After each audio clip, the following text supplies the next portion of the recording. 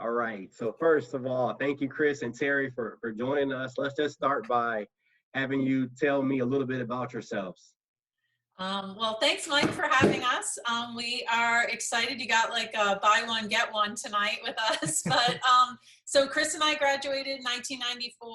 I played tennis and Chris played lacrosse. We met our freshman year. We actually met our recruiting trip. So technically we met, our senior year of high school, but it was before the days of social media and emails and cell phones. So we didn't have the ability to reconnect until we kind of both reconnected on campus. But I'm from Florida. We currently live in Lakewood Ranch, Florida, and we are just going through the quarantine life as parents and people dealing with this here in Florida, and just hoping everyone's staying safe. But it's been nice to kind of see everything that Notre Dame's been putting out for the Notre Dame community to kind of keep people feeling positive during this time.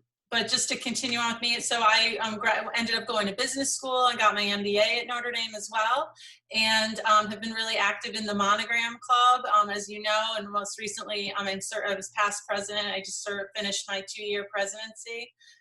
And just, Notre Dame is a very special place to our family. My sister played tennis there. My brother-in-law was a quarterback at Thomas Crew, played at Notre Dame. And Chris's dad went to Notre Dame. So we've got, Notre Dame in our veins. Yeah, that's wonderful. So in that same vein, if you will, let's maybe, Chris, tell us about who's all quarantined in your house. And I understand there's a young lady who's also going to be part of the ND family soon here that you're quarantined with. Yeah. So Mike, again, thanks for having us. We, there have been obviously a lot of negatives, with this whole quarantine life, but one of the positives I think that's come about it is that we've been able to spend a lot of time together, as a family. And obviously our daughter and our son, our daughter is 18. She's a senior in high school right now.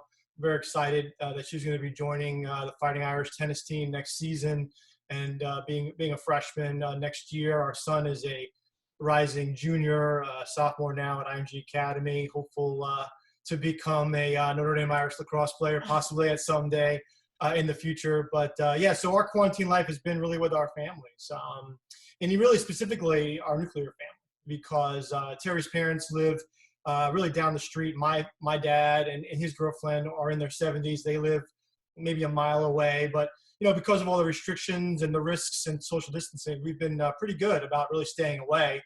Terry's father is very gregarious and very social, as everyone may know, and this has been especially tough on him. But to be honest with you, we've really come together all as a family and done things really well. And one of the things that we've loved to do together, really, with Terry and even my daughter, is they've become great cooks. I mean, Terry used to be, pretty scared of the kitchen, to be honest with you. But it has improved significantly. And we've gotten to the point where we're actually looking forward to come home for dinner. Like my son texted me today and said, "Hey, you coming home soon?" I said, "Yeah." I said, "What's for dinner?" And he said that, Mom cooked. And I was like excited. I was ready to go. So Terry, we're buying all these kind of special cookbooks and special what is it called? Air fryer. Air fryer. So we're getting into it. We're playing the clue games. We're playing poker. My kids learn how to play, Texas Hold'em, and we spend a lot of quality time at home. So that's been really, really nice to do. But as far as my practice, I'm an orthopedic surgeon.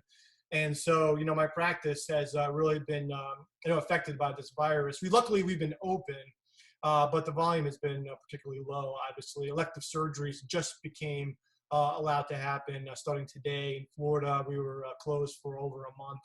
And, that really had a profound effect, not only on my staff, because we had to furlough a lot of people, which was, difficult to do, to say the least. Yeah. But also to my patients. A lot of people are in pain. And even though we use the word elective, next to the word surgery, it's still a necessary surgery. These people, right. I have a lot of patients who, can't use their arm, they can't sleep at night, they can't use their hands. I'm an orthopedic surgeon, but I specialize in shoulder to hand surgery. And so there's a lot of patients who are suffering that now we're able to take care of this week. So it's been an interesting month, to say the least. Yeah, I can only imagine. So let's maybe, Terry, give us some insight. I mean, so you and your daughter both play tennis. That's right. I think Chris and your son both play lacrosse. Have there been any tennis, lacrosse battles among the families.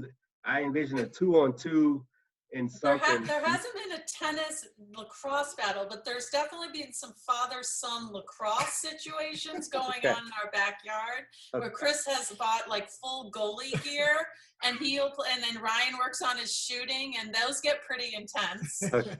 So there's definitely been some of that. I think we're lucky here in Florida. Our weather's been great despite, so while we've been in this quarantine, we have been able to get outside during the entire time here. So even on the onset back in March, like we were still having great weather. So it enabled them to have some battles on the lacrosse field. Sydney was still able to play and train one-on-one tennis. So, and certainly bike riding is, I got my bike down that hadn't been down for a while. Chris mentioned put some air in those tires. The air got in the tires. The Love cooking has improved. So there's definitely been some positives from all of this. I love it. I love it. So let's maybe just spend a little bit of time, each of you giving some insights around or any kind of comments you may have. I'll say first for any of the seniors, well, let's start with, let's start with the individuals who were part of spring sports teams whose seasons were essentially cut short, both on the collegiate level and in high school. So any comments or thoughts you may have for the students, no matter what year they are, who were impacted by that? Well, I certainly feel, sad for them. There's definitely sadness and disappointment.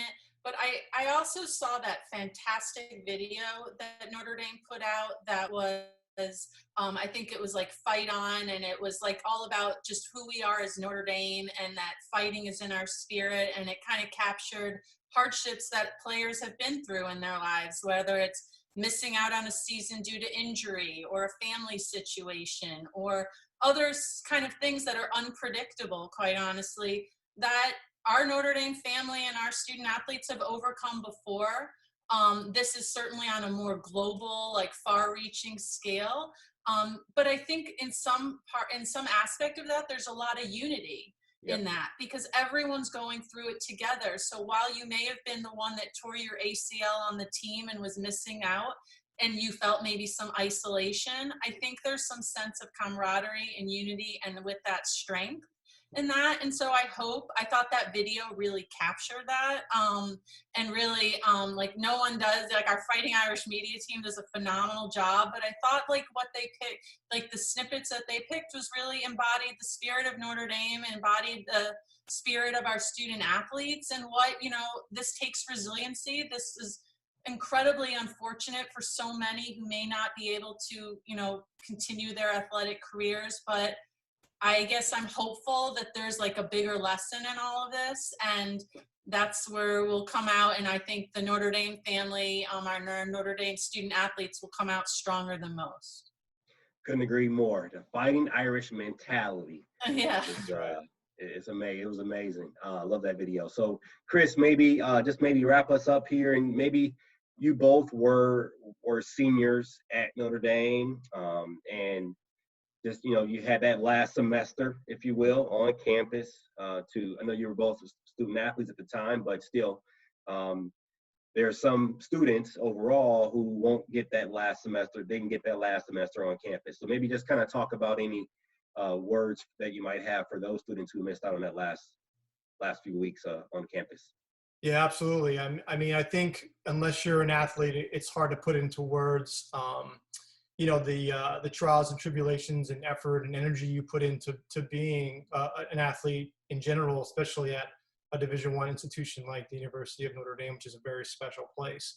And then to go through potentially 4 or 5 years, be in your senior year in the spring season and have it cut short, because, a lot of times you grow into who you are as a senior and you're ready to like fulfill and step into that big role as a senior, and that's taken away from you.